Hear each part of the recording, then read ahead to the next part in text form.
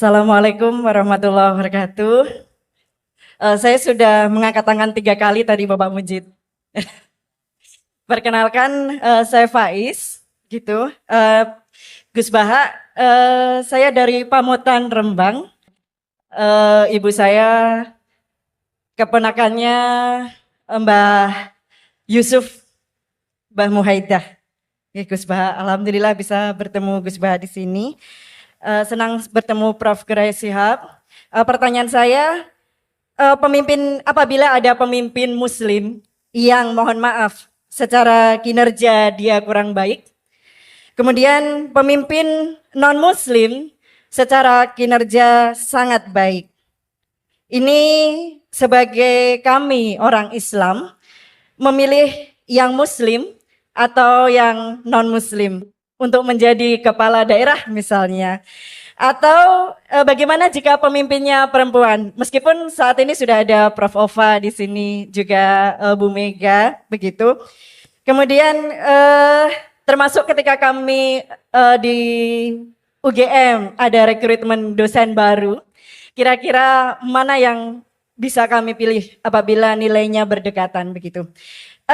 Itu pertanyaan dari saya. Saya baru perkenalannya di belakang Bapak Mujid, saya dari Forum Silaturahmi Nahdlatul Ulama, saya juga pengajar di pengelolaan arsip rekaman informasi di BSMB Sekolah Vokasi sama dengan Gus Prapto. Mohon maaf. Assalamualaikum warahmatullahi wabarakatuh. Waalaikumsalam warahmatullahi wabarakatuh. Terima kasih banyak untuk pertanyaan-pertanyaannya. Ya, silahkan Gus Bah untuk menanggapi. Terus yang terakhir tadi yang pertanyaan pemimpin muslim dan non-muslim. Memang ini wilayah sensitif, tapi sebetulnya bisa dianalisis secara fikih. Ya saya ulang lagi, bisa dianalisis secara fikih Nusantara, fikih kebangsaan. Jangan dianalisis pakai fikih yang internal dalam Islam. Saya ulang lagi, jangan dianalisis menurut fikih yang di internal Islam. Kita beri contoh umum saja ya. Kita beri contoh umum saja. Dulu Pak Gores pernah mencontohkan kalau non-muslim bisa jadi pilot beneran. Padahal dia non, sama Pak Munjid yang kiai di UGM, nggak bisa jadi pilot. Kira-kira milih mana? Tapi itu kan wilayah yang sensitif. Karena ini di Indonesia itu konteksnya bukan urusan pilot, urusan mewakili kebanyakan Indonesia itu muslim. Dan demokrasi itu mencerminkan suara mayoritas.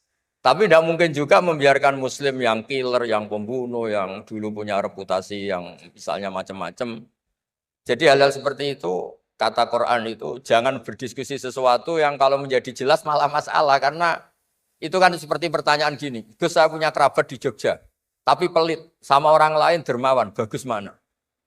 Kita kan nggak mungkin menganjurkan mutus hubungan keluarga. Tapi tidak mungkin juga suruh ikut orang pelit. Anda membuat orang fikih, karena kalau yang nggak ahli fikih itu ya gampang saja jawab semaunya. Tapi kalau saya sebagai orang yang nekuni fikih itu bingung. Saya sering ditanya orang juga, Gus saya mau nyalon lurah, ya lurah atau bupati atau apa. Katanya nyuap itu haram, Gus. Setelah dipraktekkan nggak bayar, nggak bagi uang, ya nggak jadi betul. Yang menang yang bayar. Terus akhirnya fikihnya tak rubah. Nyuapku yo haram, medit yo haram kata saya. Dimodifikasi sedikit, akhirnya alhamdulillah Gus bar sodakoh.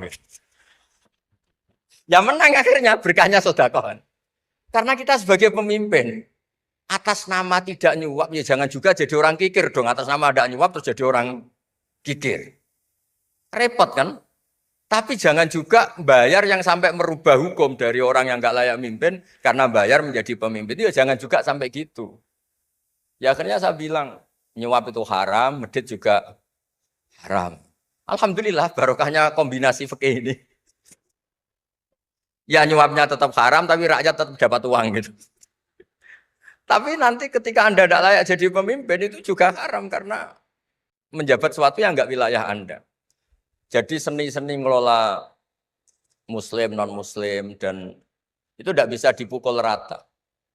Karena itu wilayah-wilayah yang sensitif, yang butuh detail, yang butuh satu peristiwa spesifik. Saya pernah ditanya, Gus saya ini hidup di Amerika, kalau milih presiden kan sama-sama non-muslim, milih yang siapa? Ya jawab yang akhafu dororon, misalnya ada presiden Amerika yang sangat demokratis misalnya, dia membiarkan Islam berkembang. Sama jenis non-muslim yang Islamfobia, tentu milih yang demokratis. Ada yang dosanya itu membunuh, yang satu dosanya korupsi. Ya milih ya korupsi karena membunuh itu lebih ekstrim dibanding korupsi misalnya. Itu ada di aturan fikih. Jika sama-sama pasti salah, milih yang akhafud dororen, yang madorotnya ada begitu apa? Besar. Coba kalau kita punya pemimpin yang hobinya itu bunuh. Sama yang hobinya rakus harta misalnya. Itu di fikih jelas dijelaskan. Milih yang rakus harta kalau bandingannya itu. Karena pembunuhan itu lebih berat secara ukuran dosa. Tapi apapun itu ini bukan pembenaran pada kesalahan, bukan. Tapi memang ada aturannya. Apa kalau ada dua dororani, dua bahaya, urtukiba khofuma, kalau ada dua hal yang bahaya, dipilih yang paling apa? Ringan kalau dalam konteksnya tadi. Kalau kita membiarkan pemimpin yang nggak benar, dipimpin orang nggak benar. Tapi kalau memaksakan chaos misalnya, ya milih yang nggak chaos. Itu kan ada aturannya di fikih karena Nabi menghindari al-harad. Al-harad itu chaos pembunuhan massal itu nggak boleh. Dan mayu adi ila dalik juga nggak boleh. Yang bisa potensi begitu juga nggak boleh. Jadi saya mohon di antara aturannya Quran itu latas alu anasya intu bedalakum tasukum. Kamu jangan diskusi sesuatu yang kalau diperjelas malah kamu yang malu. Saya biasanya mencontohkan hal-hal yang ringan kayak suami istri. Misalnya Anda tanya sama Pak Munjid, istrinya tanya, Mas, apa betul saya ini cinta pertama Anda? Bukan alternatif terakhir. Wah itu rata-rata orang nikah itu kan korban alternatif terakhir. Itu kalau ditanya sama-sama konangan itu aslinya itu. Ceweknya juga sama. Apa betul Pak Minjit itu cinta pertama atau pilihan terakhir? Oh saya sering mau nikah ini orang yang saya cintai, tapi takdirnya ini. Gitu. Itu kan orang dibilang takdir itu kan ya tersinggung. Jadi banyak hal yang kalau didiskusikan tuh masalah-masalah. Latas alu an asya intu bedalakum tasukum. Kamu jangan tanya atau diskusi sesuatu yang kalau diperjelas itu malah masalah. Jadi itu etika ya, etika dalam diskusi juga jangan memicu lagi. Saya kira demikian nanti ditambahi oleh Abi Profesor Kures. Monggo.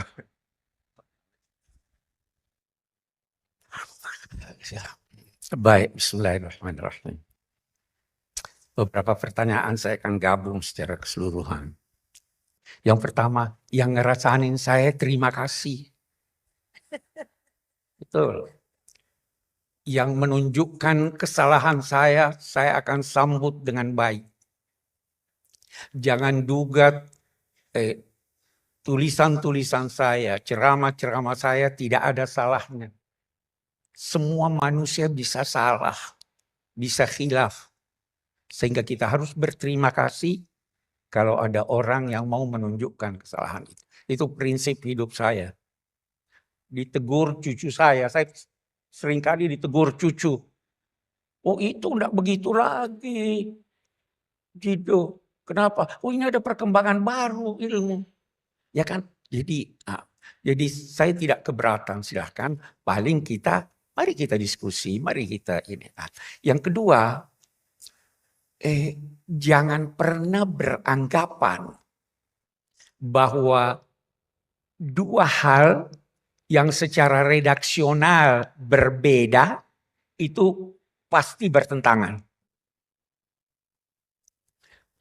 Di dalam ilmu logika ada syarat-syarat yang harus terpenuhi baru kita berkata bahwa itu bertentangan. Kalau saya berkata si A datang, Anda berkata si A tidak datang, belum tentu bertentangan. Karena yang saya maksud dengan A beda dengan yang Anda maksud dengan A. Yang saya maksud dengan datang dengan pesawat, yang Anda maksud datang dengan mobil. Yang Anda maksud dengan A datang hari Senin itu, jadi tidak semudah itu kita berkata ini bertentangan. Itu prinsip dasar. Gajah, binatang berbelalai, benar ya? Binatang besar, benar. Binatang yang tunduk pada anak kecil, benar. Kebenaran bisa beragam. Itu satu. Yang kedua yang saya ingin katakan bahwa agama Islam, saya bicara tentang agama Islam, tidak melarang Anda berbeda pendapat. Yang tidak melarang lahirnya kelompok-kelompok dalam masyarakat Islam. Yang dilarangnya pertengkaran antar kelompok. Wala takunu kalladzina tafarraqu wakhtalafu. Janganlah menjadi seperti orang-orang yang berfirqah-firqah, berkelompok-kelompok dan berselisih. Kalau berkelompok tidak berselisih, mari kita bekerja sama. Mari kita berlomba dalam kebaikan. Jadi aneka partai yang ada silahkan. Tapi itu sebabnya kita punya titik temu. Itu satu. Lebih jauh, tadi ada pertanyaan. Tidak bertemu. Apa tadi itu pertanyaannya? Ya. Bagaimana kalau non Muslim? Ibu. Buat saya jawabannya seperti ini saya tanyakan pada Anda. Seandainya Anda sakit, ada 2 dokter. Satu Muslim, baik, sholatnya, sholat tahajud, puasa Senin Kemis, tapi baru lulus. Ada lagi dokter spesialis, non-Muslim. Keberagamaannya biasa-biasa saja. Pergi ke dokter mana Anda? Mau pergi haji, pilotnya baru lulus. Ada pilot yang sudah berpengalaman. Mau diantar dengan pesawat yang dipimpin oleh ini atau itu. Pemimpin itu yang memberi kemaslahatan sebanyak mungkin. Siapapun dia. Saudara tahu, yang membimbing Nabi Muhammad hijrah itu non-Muslim. Ya, non-Muslim. Jadi kita tidak melihat ini agamanya apa, apalagi dalam masyarakat kita. Bahkan dalam masyarakat masa lampau, masa khulafa, itu sekian banyak non-Muslim yang diangkat sebagai pejabat. Karena dia memberikan kemaslahatan lebih banyak. Jadi jangan anggap non-Muslim itu tidak tulus. Saya sering berkata, jangan anggap hati nuraninya kapitalis itu lebih rendah daripada sosialis. Hati nurani itu dibentuk oleh pendidikan, oleh budaya. Jadi bisa saja, tidak ada masalah selama itu kemaslahatan. Oke, panjang sih kalau kita mau cerita itu. Oke, sedikit lagi. Seorang yang kuat tapi tidak beragama dengan baik. Seorang yang lemah tapi agamanya baik. Siapa yang Anda angkat jadi pemimpin? Dijawab oleh ulama, yang lemah, kelemahannya bisa merugikan umat Islam. Yang durhaka, kedurhakaannya untuk dirinya. Kekuatannya bisa menguntungkan kepada umat Islam. Pilih yang kuat walaupun kurang beragama dia. Itu. Jadi lihat maslahat. Kita jangan terlalu lihat ini. Memang seorang katakanlah Kristen, Buddha, dia anggap ini lebih kuat, ini lebih baik, ini lebih wajar, silahkan dia pilih itu. Tapi Anda juga silahkan pilih apa yang Anda anggap. Itu satu. Yang ketiga ada mungkin sedikit lagi. Kita beda pendapat. Masing-masing menggunakan logika. Seringkali logika tidak bertemu. Apa yang bisa mempertemukan kita? Saya pernah baca tulisan seorang filosof India, Shankara. Dia katakan begini. Ketika kita menggunakan logika mencari Tuhan, kita bisa beda-beda. Tetapi ketika kita mencari Tuhan dengan hati, kita semua bersatu. Hati bisa mempersatukan kita, logika belum tentu. Logika tidak bisa menciptakan iman. Logika tidak menciptakan cinta. Yang menciptakan cinta dan iman hati. Mari dengan hati kita mencintai bangsa kita. Betapapun perbedaannya tidak akan timbul perselisihan selama cinta tanah air itu ada. Ketika itu mengalah akal kita, udahlah ini lebih maslahat, ini lebih baik. Anda kira suami istri selalu ini yang jomblo-jomblo selalu sepakat. Bertengkar juga, tapi cintanya menjadikan suami tunduk pada istri. Iya kan? Cintanya, jadi cinta itu perlu. Hati itu perlu. Bahkan terkadang kebenaran itu ditemukan oleh hati, bukan oleh akal.